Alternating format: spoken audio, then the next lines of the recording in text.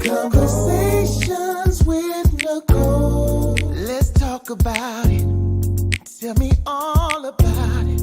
I'm here. I wanna know what's on your mind. Ooh, the world needs to hear from you, and I'm so glad to have a conversation to reach the nation. And it's all about you. We'll help each other to discover innovative ways to positively change the world. Let's talk about, let's talk about, yeah. Let's talk about conversations with Nicole.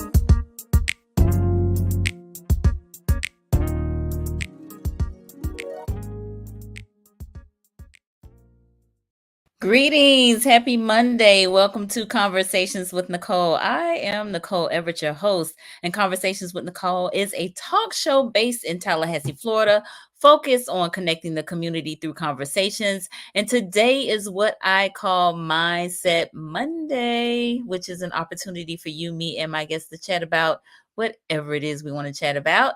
And today our topic is how mental health impacts our functioning. How mental health impacts our functioning. My very special guest is Dr. Jannis Moody, our mutual friend at Weena Hall. I call her Weena. She connected us, and so I'm super excited and delighted to have her with us today.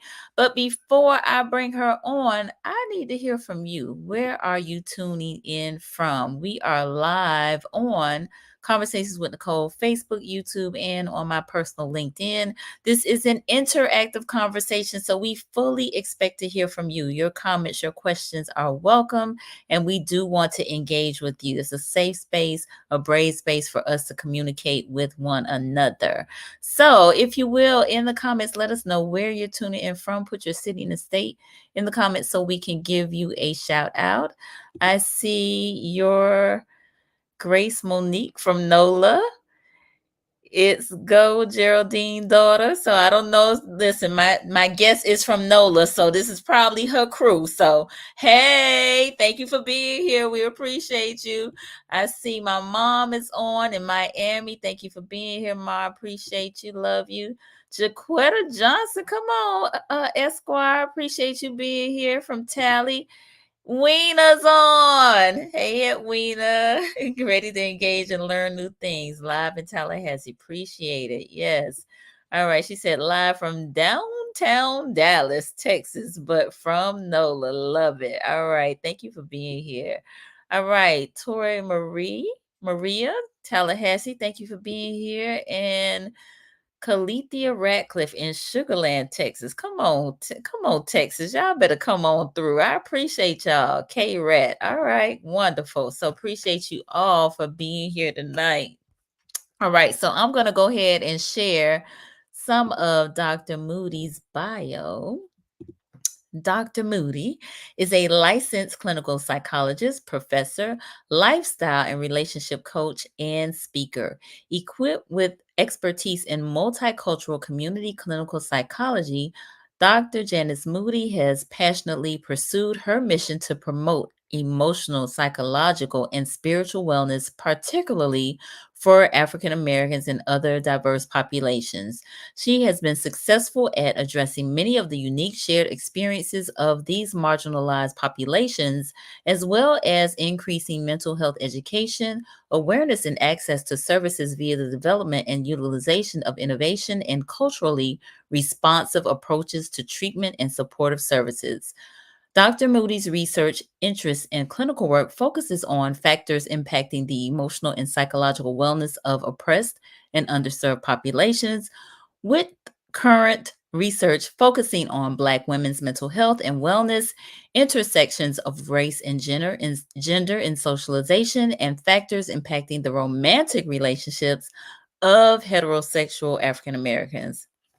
Dr. Moody is the co-creator and co-facilitator of the Sister Circle experience, therapy groups, and wellness retreats for Black women, the creator and facilitator of Black Girls and Boundaries workshops and retreats, professor of psychology at Howard University, HU, and provides psychological and consultation services from her Houston based private practice. Y'all help me welcome Dr. Jannis Hey, Moody. hey, thank you for having me. Oh, listening to that made me tired. It made me You've been working. yes, yes, yes, yes. Working, working. But as long as it matters, as long as it makes an impact, so I'm glad to do it. And it Mhm. absolutely does. It absolutely does. So I'm gonna ask what I ask all my guests is to tell me who are you, not what you do, because I just told them what you do, but who is Dr. Jannis Moody in your own words? Well, I would self-describe as a disruptor, a change agent, a person who recognizes that when things are not okay, then somebody needs to be brave enough to make something be different. And I'm not afraid of the truth.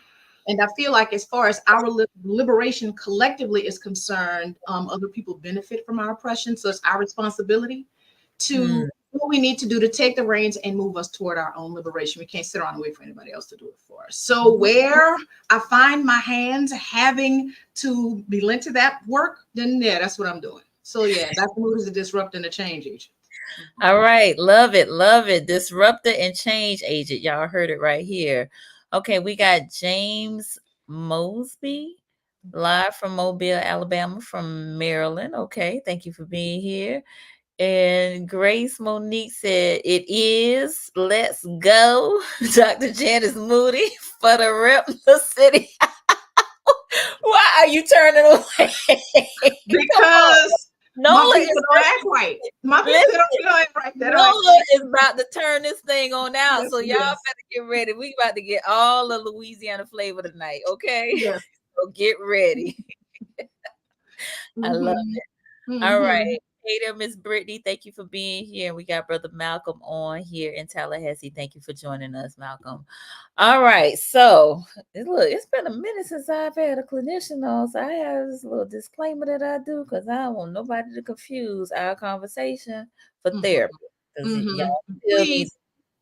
y'all, y'all still need to get with somebody. Okay. I know this is gonna be good, but all topics, past, present, and future, on Conversations with Nicole are for informational purposes only. They are not to be used as a diagnosis for treatment or an answer to any personal issues related to the topic being discussed before, during, or after the program. All right, I said it.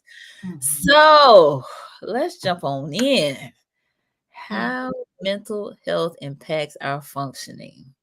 Mm, Mm-hmm. Mm-hmm. mhm. Mm-hmm. I don't even know where to start. So I'm gonna give you the honors. Okay. Well, first, I think that when it comes down to having an understanding of what mental health is, then we need to do some clarification so that we can remove some of the stigma. We can demystify it and not run away from it like it's like this big scary ghost. Mm, The reality is that mental health, much like our physical health, it is essentially the area of our overall wellness that encompasses our emotional well-being, what's happening with us psychologically, what our thoughts, cognitions look like, and what our behaviors look like. mhm, And like, same thing with our physical health, it exists on a continuum. So it can go from absolutely excellent to, very poor, with there being a multitude of things that actually impact what our status is from one point to the next. okay. So a lot of us use the term mental health synonymously with mental illness when it's not that. It Mm, is you have some mental health. The question is, where are you on the scale? right. And because we tend to run from the terminology itself, we don't tend to really pay attention to the fact that yes, we have mental health, and wherever we're operating from has implications for what our day-to-day life looks like and how we show up in our relationships with other people and how we interpret and relate to the rest of the world. So yeah, you have some. The question is, do you know where you are on the scale? Mm, okay. So we're gonna put that out there to the viewers. All right. So we all have mental health, but where are you on the mental health spectrum, if you will, or on the scale? So one being not doing so hot, 10 being fabulous. All right. Mhm. All Mhm. right. So many of us may be in between, but just in the comments, if you don't mind sharing, again, safe space for us to communicate. Let us know, where are you on the mental health, mental wellness spectrum? Let us know. We got a few more folks that have joined us. My sister Shayla, who is down in South Florida. Thank you for being here, Miss Shay. Miss Potter, who's down in Miami Gardens. She says, I'm ready to learn new things. All right, Miss P, we ready to teach you too. All right. And we got Mr. Alonzo Morris, who is a clinician here in Tallahassee, Florida. Thank you for being here, my brother. We appreciate you. All right. So where are y'all? Where are you on the mental health spectrum? 1 being not doing good at all. 10 being fabulous. Let us know. Let us know. Where are you? We just checking in right here, right now, this moment in time. Not where you were this morning, not where you hope to be tomorrow, but where are you right now? Right now. All right. Right now. All right. Alonzo said, I'm about a 7, 8 right now. I'll call it a 7.5. How about that? All right. All right. Joyce, about a 5. Okay. Thank you for sharing. My sister Shayla, 6. Okay. That's fair. All right. Okay. All right. I appreciate that. So I think we should, you kind of talked about, mental health in terms of kind of what it is, but I think we should dive just a little bit deeper. I mean, really, you mentioned kind of the thoughts, the behaviors, or the thoughts, feelings, or emotions and behaviors, which I know we often reference that as like that cognitive triangle.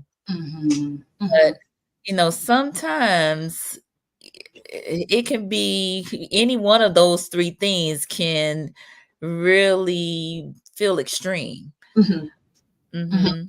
Yeah, absolutely. The thing is, none of those things are operating in a vacuum. Everything is interacting with everything else. Our thoughts, like you mentioned, the cognitive triangle, our thoughts have implications for how we experience stuff, such that if something happens and your interpretation of it or your thoughts are comparable to that of somebody who's been violated, then you might feel like you've been disrespected. If you feel like you've been disrespected or violated, then you're inclined to feel anger. If Yeah. you feel like you are angry, then it is inclined to basically inform what your behavior looks like. So if we take into consideration that those things are always operating together, then our thoughts tell us how to make sense out of the world. How we make sense out of the world tells us how to feel, and how we feel tells us how to respond. So essentially, if any of those things are kind of off and not rooted in what may well be some objective reality, then we could show up with some problems. And one Absolutely. of the things that has a larger set of implications for how that shows up for us has a lot to do with our reality as Black skinned people in this very Western society. So, it's some systemic oppression that has implications for what our experiences look like. So we justifiably walk around here with a lot of negative emotions, and a lot of times we're not even aware of how they're impacting our thoughts and vice versa, and how they're informing our behavior, such that sometimes we are moving, just kind of operating on automatic and not really clear that, hey, you might think you're in a 6 or 7, but you're really kind of maybe at like a 2.5.3. Yeah, yeah, yeah. So one of our primary things is initially really having an understanding of how do we assess where we are. And I'm glad that you asked folks to check in, because there's a lot of people who might not really know what that looks like for themselves. Absolutely. So so some other folks have checked in, but I definitely want to flush that out a little bit more. So I see you. Let me see. My sister said a 6. Edwina said middle of the road. Okay. Brittany 4. Lenitra. Hey Lenitra, thanks for joining us. She's a 7. All right. Grace Monique said a 8.9. We're gonna call that a 9. How about that, Grace Monique? My mom said a 6 or a 7. All right, we're gonna call it a 6.5.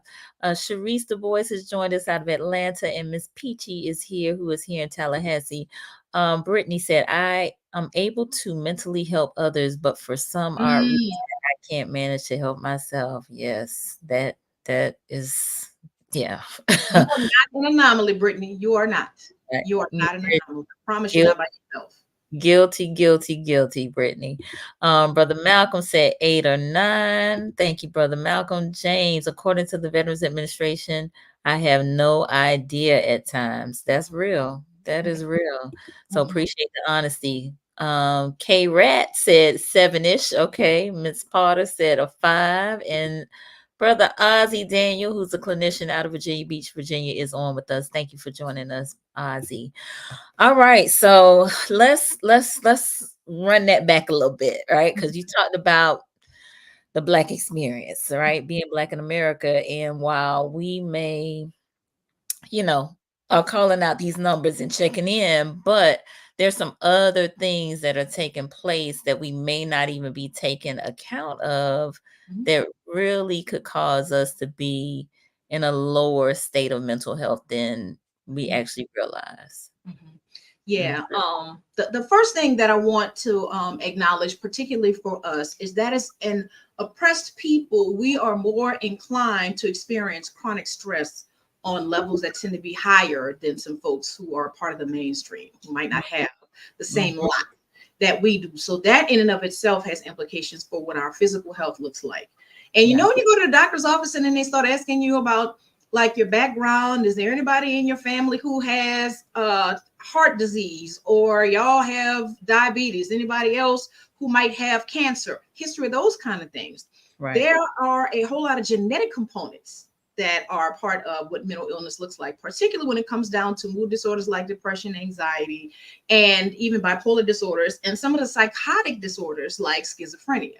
So there is a genetic component to mental illness that if you don't know anything about, you could be genetically susceptible to some stuff and Mm. not understand, or really be aware of what your risk is for developing psychological disorders. And there are some of us who, when it comes down to the external stressors, a lot of us don't stop long enough to pay attention to Mm. how we're being impacted by what our external stressors might look like. If it is a matter of you got financial issues, which is easy for anybody right now, Yeah. or if there are issues, if you are working at a job and you experience chronic discrimination, racism on your job or anywhere else, or if you look at TV or read news or have any level of contact with the media right now in these United States, then you're inclined to have some level of stress and anxiety about what your reality might look like as a Black colored person in this particular environment. That in and of itself helps to facilitate the development of anxiety and depression. Now, here's the Mhm. issue when it comes down to trying to figure out if you're anxious or depressed. First of all, our symptoms don't always look like everybody else's symptoms. Mhm. Because we don't get the luxury to go sit down somewhere and be sick, so to speak, because what's going to happen if we don't show up? There's consequences for that. Right. Second of all, the way we are socialized in terms of our gender also informs what we do with our mental illness, how we behave, how our symptoms show up. For example, women, we are socialized to be more emotional and more verbal, so we're more inclined to experience the sadness that generically comes with depression, but Mhm. not in ways that allow us, and I'm saying allow and saying having permission to be debilitated, because we still have the responsibility of showing up. So whether you sad or not, whether you're having some issues with, your sleep, you're sleep deprived because the anxiety and depression won't let you sleep, I bet you better show up for work tomorrow.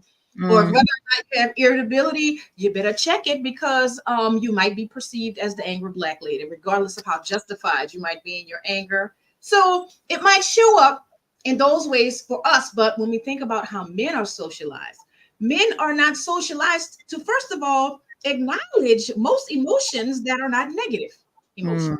So you can't say you're sad. You can be angry, you can be irritable, you can Right. be aggressive, you can be agitated, but you can't be sad.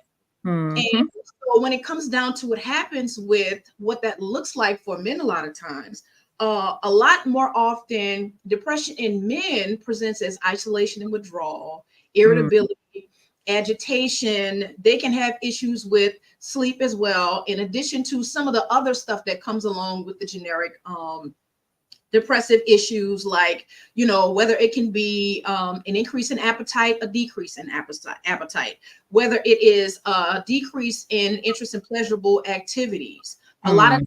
also increases the likelihood for substance use and or abuse in Black males. Like, you might start off where I'm just going to have a beer when I get home, and it might become the necessity to have a cocktail or whatever else it is that you're drinking or smoking, or whatever else it is that you're doing, using basically for the sake of self-medicating. But if it gets to the point where it becomes your norm, what about that would give you the idea that something is wrong if it's just how you operated? It's just kind of how you, quote unquote, stay afloat. Right. Yeah.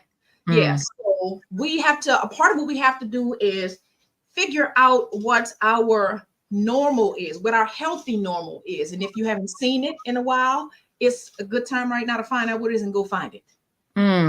Okay. So, you have said a lot. Let me acknowledge some folks that have joined us. Marlene, who's down in South Florida, thank you for being here. Angela in Tallahassee, thank you for being here. Anitra, who's also in Tallahassee, appreciate you. And Tracy Golay in Tallahassee as well. Okay, so what does that healthy mental state look like? Yes, healthy. Okay. What does that look like? Healthy. Okay. Well, we do have to take into consideration that there are individual differences in terms of how we all are set up and how we operate. Healthy essentially means that you have the capacity to be able to access and process your emotions in a way that does not cause you physical harm. That you are able to get up and function in ways that does not have a negative impact on your relationships. It does not have a negative impact on your ability to do whatever your work stuff looks like. It does not have a negative impact on whatever your social functioning looks like. Now, sadness is a regular, generic, it is a normal response to, negative events. Somebody dies or you lose something. But if you are sad for longer than 6 months, not that anybody should be able to tell you how long to grieve, then clearly it's going to be some other stuff that's going to fall off. So go. I see I'm talking over you. Go ahead. So what I was going to say is I've had several shows on grief. Two psychologists who both have transitioned, but have been on the show and talked about grief. And that's something that I think we don't deal with a lot because, as you've already stated, I got to show up. So I don't give myself time and space to grieve. And I know I am the number one offender of that, or have been. I'm working on it to do better about that, to just go ahead and cry and let it out. But I have been one to suppress that because, again, like you said, I got stuff to do. I don't have time to really be in my feelings about whatever, has happened, the disappointment, the loss, the, frustration or what have you. But it comes out at the most unopportune time because I have just been piling that thing up, and something minuscule will happen that'll trigger it, and I'm out. I'm done. I'm crying for the rest of the day. Yeah. That's literally what happens. We make attempts to ignore it because we have a responsibility to show up with usually what we perceive as dire consequences when we don't. But if you suppress it, then it doesn't go away, doesn't disappear, but it does show up in other ways. And some of the ways for us, especially Black women, is that we tend to manifest what we call somatic symptoms. My stomach hurts every day. My digestion is jacked up every day. My chest hurts every day. I feel like an elephant is standing on my chest. Why do I have labored breathing and tension in my muscles? Every day. I cannot get rid of this headache. Something is wrong with my head every day. And those things are not always rooted in some physiological ailment, but it is our bodies telling us, hey, there is some stuff that you are dealing or not dealing with per se that you need to deal with, because now the impact of it is a physiological issue. And guess what? You can go take medication for it because they're physiological symptoms, but that's not going to deal with whatever the root of the problem is. So yeah, it's going to come whether you're looking at it or not. So how do we get to the root of the problem? That's where your work comes in. That's where the word comes in. That's why this is not therapy. So I can talk to y'all about how to figure that out. A whole lot of that is going to require to do something that many of us are. It's the antithesis of what we're socialized to do. First of all, you need to slow down. Slow down. Slow. What does that look like? You mean go to sleep? What you talk about? That too, but you have to stop and pay attention to yourself, because by the time your symptoms become physiological symptoms, that means that all of the other symptoms you have not paid attention to, and all of their inconvenience, you have not paid attention to the fact that you have been sad and irritable for going on 3 months now. If you become the don't nobody talk to me today lady, and that becomes your identity, then there's something wrong. That's usually bigger than the personality. Yeah, I'm laughing, but that's real sad. Don't nobody want to talk to you. Nobody talk to me today. Don't nobody talk to me. You come and everybody go in the opposite direction. There's something wrong. You just mean and nasty. But the sad thing is that there are people who operate in that for so long that they internalize that as their identity, when the reality is that there is something underneath how you showing up that's responsible for that. Slow down and pay attention to your body, pay attention to your emotions. We have to give ourselves permission to be able to identify what we are literally feeling and search for the reasons why. What is it that these particular feelings of sadness or frustration or disappointment are attached to? What is this about? And sometimes the stuff is from years and years and years ago, and you just put on the shelf because you didn't have time and thought you were just going to keep it pushing. No, ma'am, they're like bricks in your backpack. They're coming with you. Like bricks in your backpack. They're gonna come with you. Oh my gosh. Wow. Yeah. Right. Yeah. So we have to slow down and pay attention. And when it comes down to those things that are healthy for us, sometimes we feel like, oh, girl, I'm going on vacation. Can I tell you, wherever you go, you're going to be there? So you're going to bring the stuff with you. You're going to bring the stuff with you. Did y'all hear that? I don't know if y'all heard that. I know she said it real fast because that's that Nola in her, but she said, I'm going on vacation. She said, but you're going to carry you wherever you go. Okay. So that vacation, what good is it if you don't slow down and deal with whatever, you know, to really process what has happened. Yeah.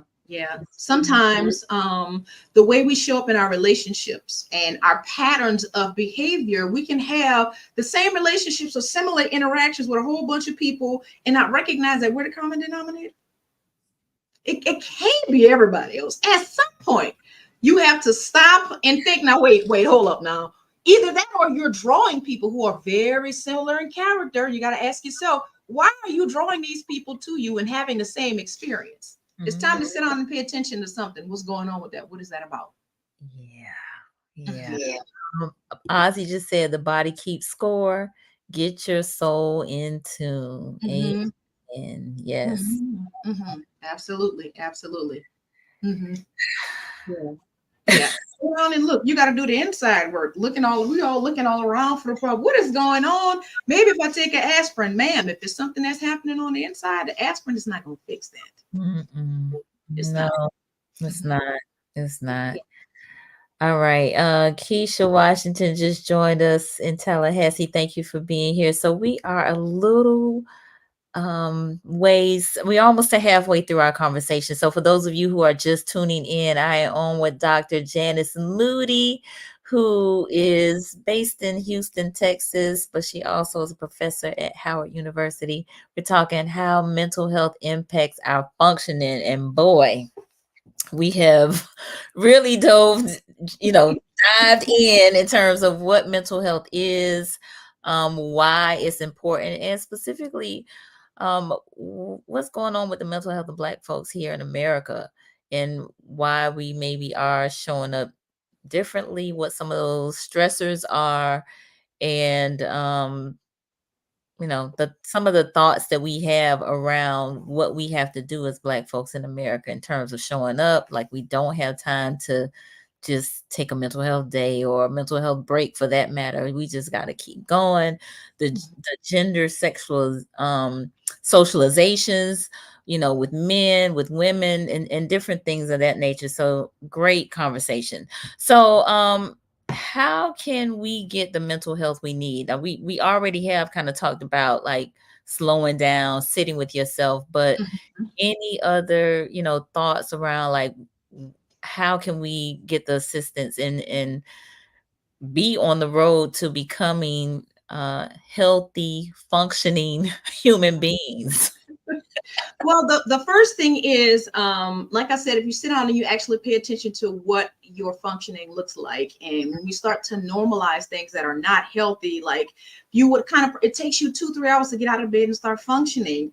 That's not normal if you go into bed every night. It's not.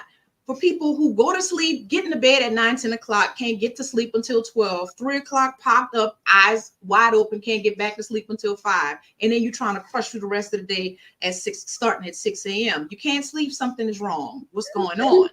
It can be those kind of things have implications for how we show up in our regular day-to-day events. So we can experience some levels of like anxiety. We can have some levels of depression. But the thing is, if it impairs our functioning, if you can't go to work and it's a problem every day for you getting up trying to go to work, if you are historically a social person and you don't want to answer the phone, I don't want to talk to or hear from nobody.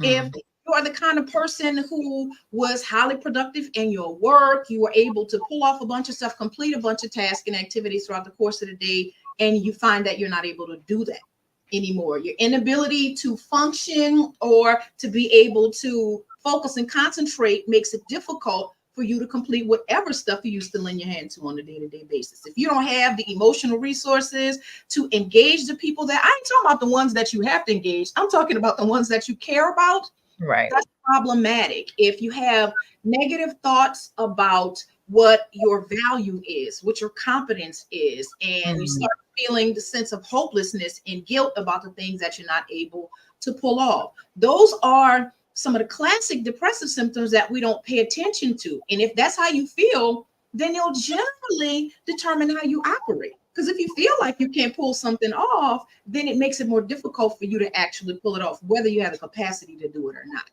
So pay attention to how you're showing up in every area of your life. And second of all, give yourself permission to take care of you. You know, when you get on a plane, the people are going to tell you, put on your own oxygen mask first. Because you can lean over and try to help the baby or your geriatric parent on the side. But if you mess around and fall out, then everybody's going to be done. Everybody's going to be done. So self-care, being able to take care of yourself, recognize when something is off and get the help you need. Where can we start with that help? The first thing that I would encourage folks to do is to honestly have a conversation with your primary care physician. Okay. So with us, we usually don't start paying attention to stuff until something is going wrong physically, because we are usually moving too fast to even recognize the other symptoms. Go have a conversation with your primary care physician about your level of anxiety. I'm grinding my teeth. What's going on? I don't understand. Or my chest is tight all the time. I don't understand what's happening. And even depressive stuff, that can be the introduction to whether it needs to be psychotropic medication, antidepressants, anti-anxiety medication, or even ruling out some other physical stuff to determine if literally you meet the diagnostic criteria for a psychological illness. That's the first place that I start. Okay. The other place, we've listed some resources. Go have a conversation with somebody. And I'm not talking about your friends who might be dealing with very similar issues. I'm not even talking about your pastor. I'm not talking about your pastor. That's another conversation, the relationship between faith and therapy. That's a whole nother thing. But find somebody to go and talk to. Find somebody to go and talk to. Yes. That's important. Go get some help. Go get some help. Yeah. So I'm gonna put those resources in the chat so that you all can have them as a resource. So folks are chiming in. Let me see. Brittany said, "That's my problem, self-care." Keisha, good stuff. Pay attention in how you're showing up in life and in different areas. Absolutely. And then Ozzy said, self-care is a must care first. and the highest priority always. We can't be there for others without our awareness. Good point tonight. Thank you, Ozzy. So let's be clear, right? You say give yourself permission to take care of yourself. And we throw that term self-care around quite often. So we're Mhm. not talking about mani pedis, although that's nice. Uh, or spa days. That's nice too. Mhm. But Mhm. just the same stuff we talk about all the time in terms Mhm. of getting plenty of sleep and Mhm. rest, Mhm. eating healthy foods, uh, Mhm. making sure you are getting some exercise, whether that's walking, connected with nature, having somebody that you can talk to, healthy relationships, all right? So Mhm. all of the regular things that we talk about in terms of taking care of yourself, okay? Mhm. Mhm. And that's funny you mentioned the mani pedi, because that's the first one I usually go in and debunk. It's cute, but at the end of the day, if you are sitting there and you can't enjoy the mani pedi experience because you can't look at your phone, so you're watching the watch, or you're looking at who calling on the phone. The bottom line is the self-care is about being able to meet whatever needs are not being met because you ain't paying attention to yourself. Mhm. And what that looks like is, like you said, some of the more basic things are when you are tired, you need to figure out how to go to sleep. You need to Yep. figure out how to go to sleep, because guess what? If you stay up and you are exhausted and you're not able to accomplish what you stayed up for, you're going to be more anxious and more tired and less productive while you're Mm, sitting up there looking crazy and tired. If your body is telling you to go to sleep, you must need to go to sleep. That's what mhm, you need to do. Pay attention to the stuff that you're eating, because y'all, it's real in the stress streets. When it comes down to comfort foods, they have an impact on our endorphins and on our serotonin levels. So it might be fun to eat, I'm gonna eat this bag of salty chip stuff over here, I'm gonna eat something sweet while I'm stressed, but in the meantime, it does not help you to function at your optimal levels physically. And for a lot of us, it's going to put on extra pounds that we're not really going to be trying to be working to put on. mhm. And Mm-hmm. a lot of that stuff is so processed, and you Mm-hmm. don't know what they putting in it. So, Mm-hmm. eating more fresh fruit and vegetables, Mm-hmm. that's gonna benefit you in the long Yeah. run. You'll feel the difference in terms of how your body processes whatever it is that you Mm, have going on. People don't really, I think the actual value of exercise and being able to engage with nature is so underrated. It can do so much for your mood. Get out, take a walk. Get out and take a walk. There is something to be said about the engagement with the outside, the air, when it's even the sounds that nature have to offer. And mm, when we talk about dealing with some of those issues around, our anxiety, put your feet in the grass. Grounding exercises that allow you to have those sensory experiences of what's going on in nature help to center you. They help to recenter you. So those are very good things to help you to kind of get yourself back on kilter. Now, some of us might be a little further up. We might need a little more to walk and, maybe a smoothie or something. But that is the first place to start. Here's the other thing that we don't give ourselves permission to do. mhm, Much like Brittany was saying, to take care of yourself. When you find yourself feeling compelled to isolate, to withdraw, that is when you most need the people who are your serious support system. mhm, That's when you need them the most. When you feel like you need to pull away, let that be your cue that you need to reach out. mhm. Reach out to the folks who are there to support you. Don't deny them the opportunity to help invest in your well-being, because just usually what they're there for. Yeah. And look, and these are people that are for you. I support people. I didn't say the toxic takers. We ain't talking about them. We ain't talking about Okay, them. I'm just But saying.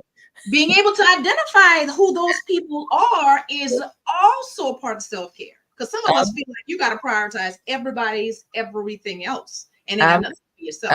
I'm just saying because some people get that twisted because this might be a mama, daddy, sister, brother, cousin, or somebody, and sometimes they toxic, and you don't need to be around all of that. So I'm just saying, don't get that confused. Mhm. All Mhm. right. We got several comments. Peach says some people may not even know how to give themselves permission, which is very true. Mhm. Brittany said, and while building up everyone, I still sit around like I'm a-okay, then get home and fall apart. Oh, Brittany, Mhm. we are holding space for you right now. You got to take care of yourself. Mhm. Got to. Just like you build everybody else up, build yourself up because you are worth it. All right. Mhm. Edwina wants to know, she said therapy is important. Why is there still such a huge stigma in the Black community?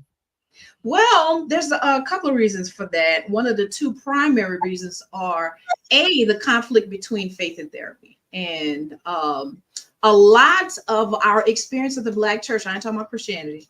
That's not what I'm talking about. Because there's a difference between Christianity and the practice and church people and church doctrine. You know, they're not always the exact same. But a lot of the attitude towards therapy from the Black church has been, if you don't need therapy because you can pray, and if you go to therapy and don't pray, then that means you're faithless, when in actuality I don't know that it's too many pastors standing in the pulpit telling our cancer patients that you don't need treatment, you don't need chemotherapy, that you just need to go and pray. That's what you need to do. The reality is that the psychological illnesses that we deal with are in fact diseases.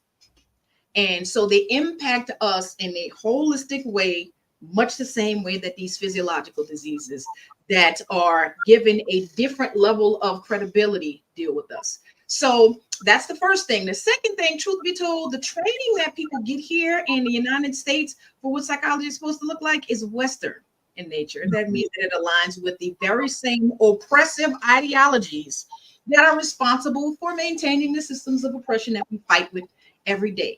The good news, however, is that despite the fact that there are a lot of people who are trained in those particular models, there are a bunch of us out here who recognize that psychological illnesses, optimal human functioning, and pathology. But pathology means what's wrong, and optimal human functioning means what it looks like when everything is right. We recognize that that for us is a different thing. And so we have some cultural mistrust for the systems that have largely been responsible for producing mental health professionals, because a lot of times our experience is invalidated. Who won't pay somebody to go sit in the office and you have to convince them that your experience of racism is real and that you're not just tripping and that Yeah. you do something different? So there's validity to those particular components. But the thing is now that, particularly with there being an increase in Black clinicians who are culturally responsive, who understand the nuance of our experience, is a whole lot more of us who are capable of being able to facilitate those processes for us in a way that gives us a level of healing and liberation that I cannot explain to you. I promise you would have to ask somebody what that looks like. I For promise sure. you.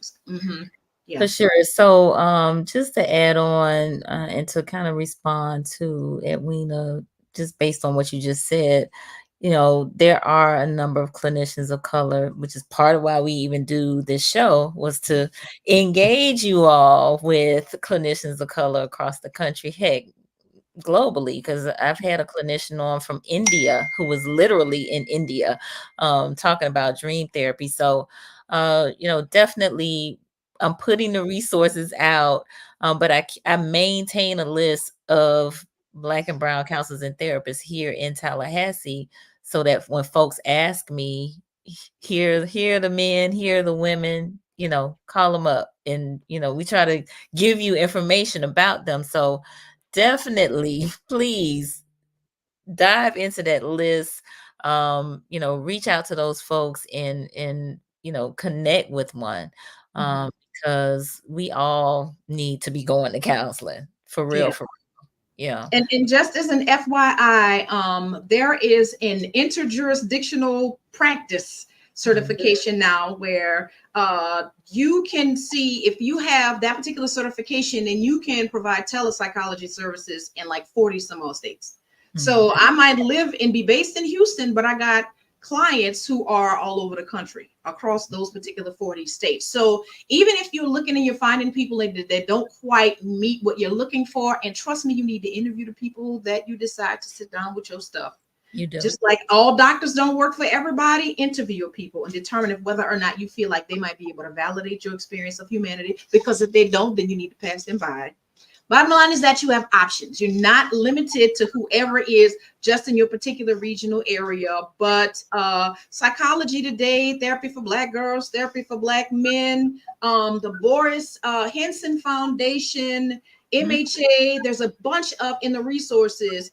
And there are usually providers, whoever your insurance providers are, has a list of the people who are paneled, and you can often filter them by demographics. So if you're looking for folks who look a certain way, we tend to work better with folks who look like us. Then go ahead and do your homework so you can find somebody who can help you to get to the other side of whatever your issue is. Absolutely. So I am feverishly putting those in the comments, but NAMI is one.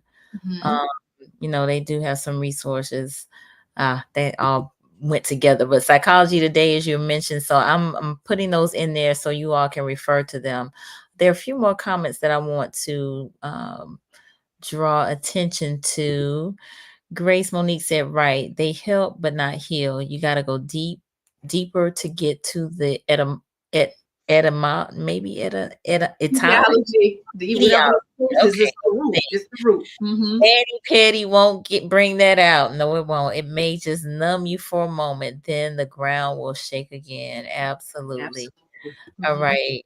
Brittany said, and while helping everyone, they see you as all put together, while suicidal thoughts tearing you down deep down inside. Lord, I'm tired. I'm just transparent.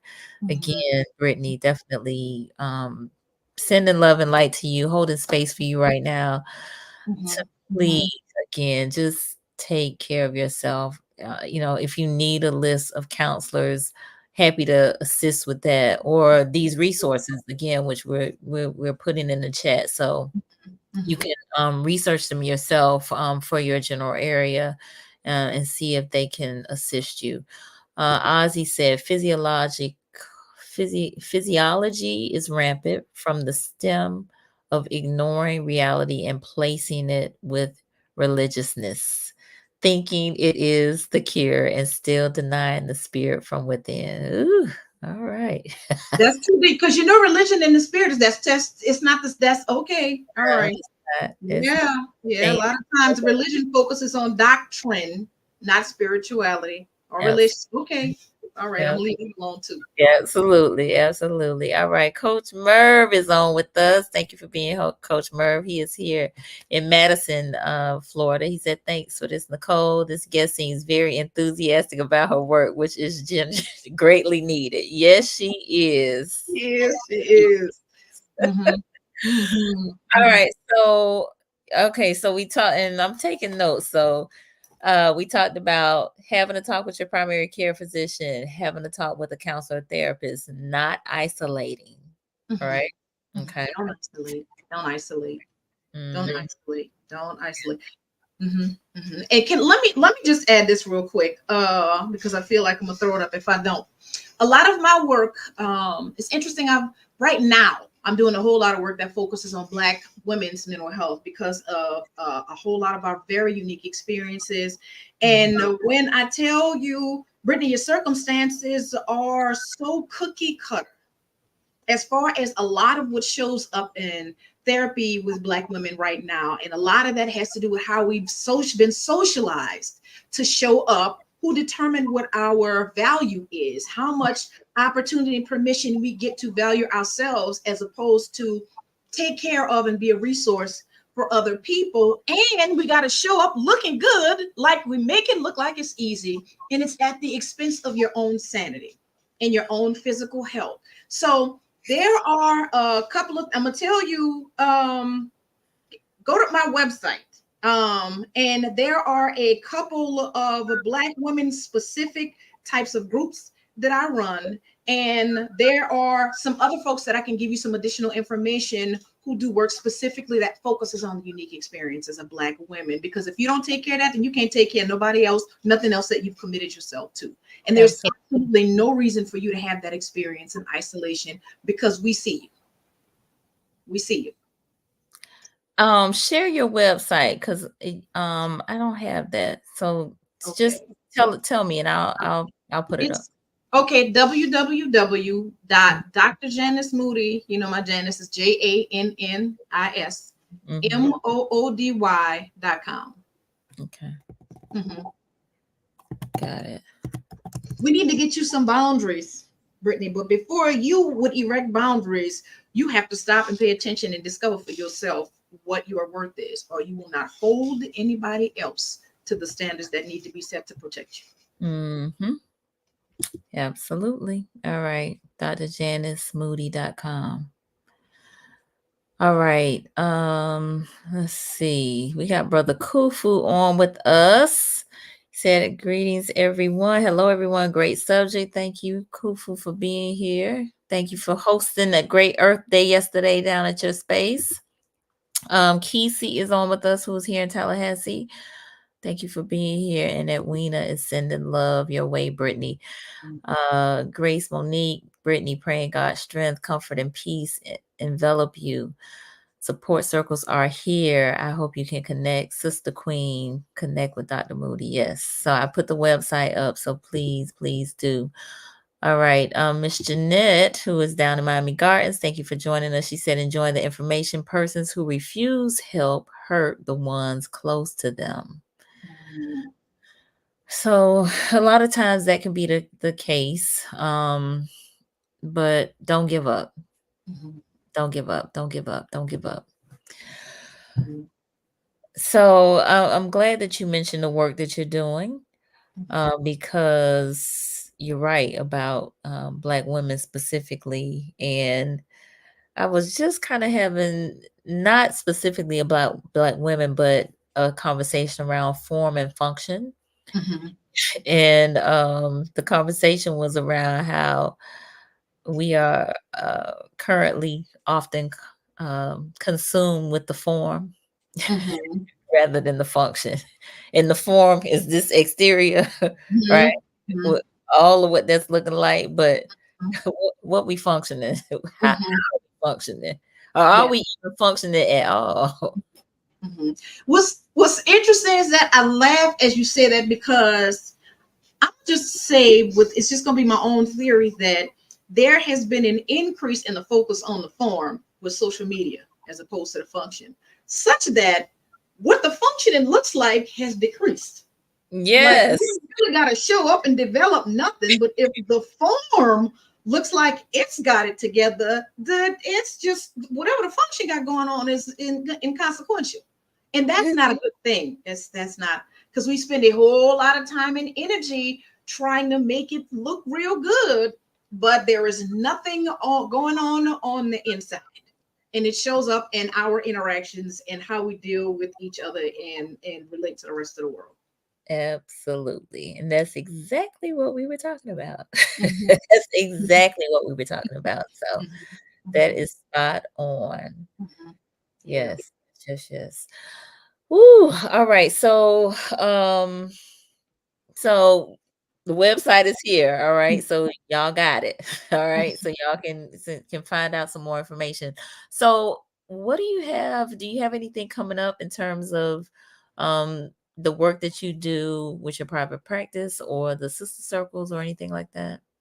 Well, there is my sister circles will be I'll be on hiatus for the summer, Okay. but they Okay. will start back up in August. But in the meantime, it is mental health awareness month, starting what's day after Yes. On tomorrow. Wednesday. So Wednesday.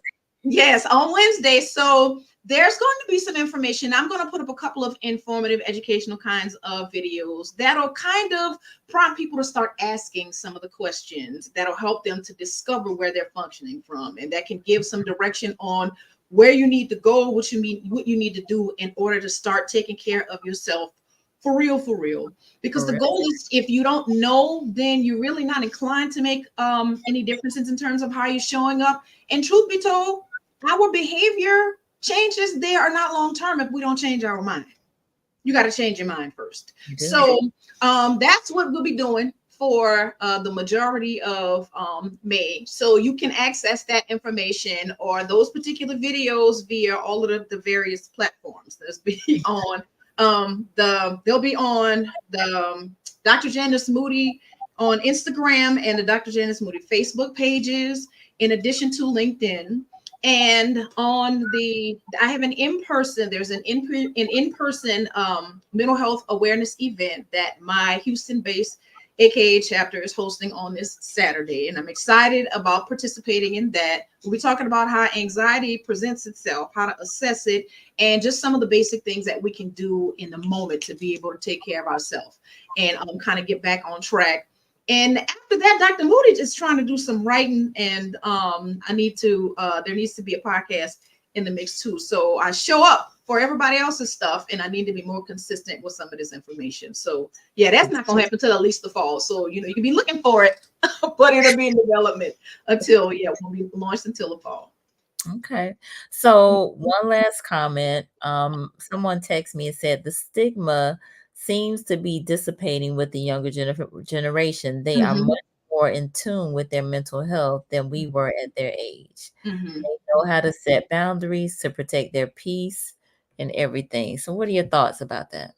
Actually, I've been paying attention to that, and it is a lot less. There's a lot less stigma associated to that. I think some of that is about these particular generations not being as, how do I want to describe it? We tended to come up in very tight-knit communities. We didn't veer far off. So a lot of the information that we received about what to value, what's good, how we should show up, and what things we shouldn't do, we got from some very protected areas. They have access to a whole lot more information. They have experiences, and they have relationships with people outside of the community. And there's a whole lot more conversation about mental illness now than there was in generations prior. So I think that they're having an opportunity to be able to explore and see what that looks like on a larger scale than we were able to. What mental health looked like to us was the cousin in the back room or the uncle that nobody let come out.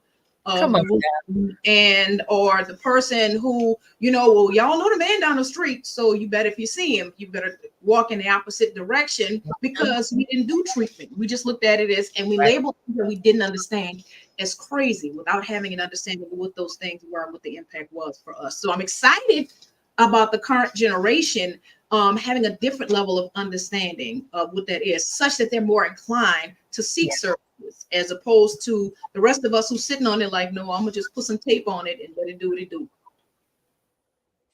It's not working. It's not. It's not. All right. So I kind of already had you do your closing remark a little bit, but I want you to give a final, and then again, tell folks how they can connect with you. Well, if there's nothing else that I want to share, I want to encourage you all to pay attention to yourself and to give yourself grace for what your experience is. Understand that everything that's difficult for you is not difficult because it's your fault. And give yourself permission to go in a different direction that you're going in, such that you'll be able to have a better experience. I would hate for you to land somewhere in life when you have the opportunity to guide what your trajectory looks like. Make priority out of your health such that you can be the very best version of yourself and share whatever gift that you are created to give to the world, in all of its splendor. Take care of you.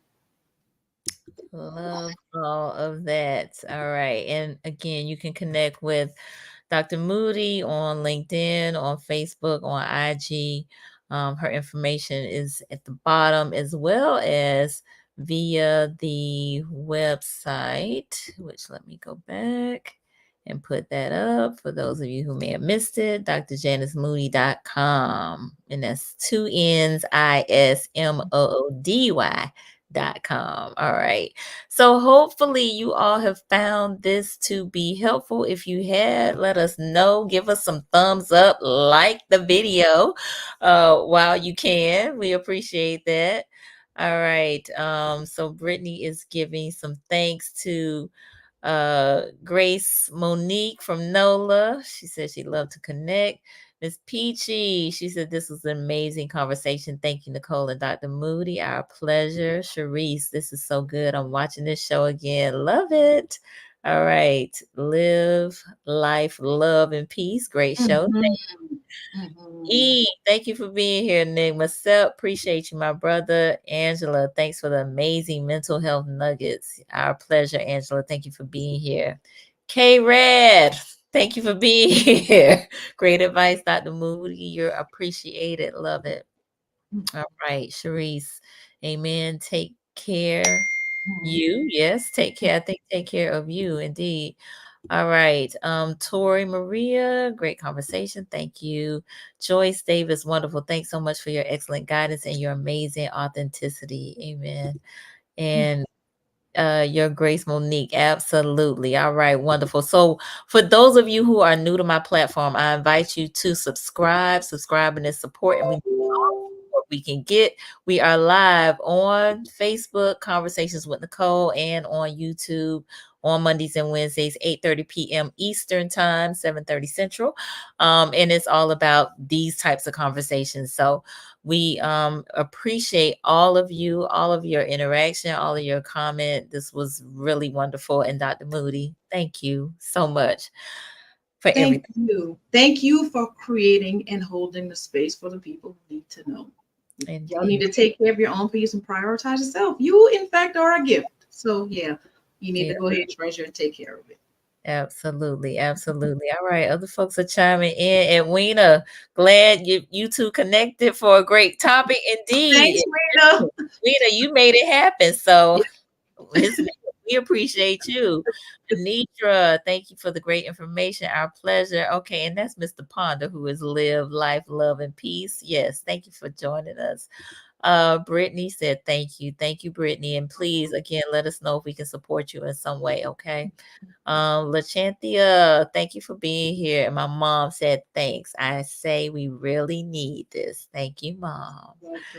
All right, Brother Malcolm, very helpful information. Thank you, Brother Malcolm, for being here. All right, good people. Wednesday, our topic is how to handle unresolved grief. Andre Ransom, who is here in Tallahassee, is going to talk around that topic. So tune in if you can. All right, we'll see y'all next time. Have a good evening. Night.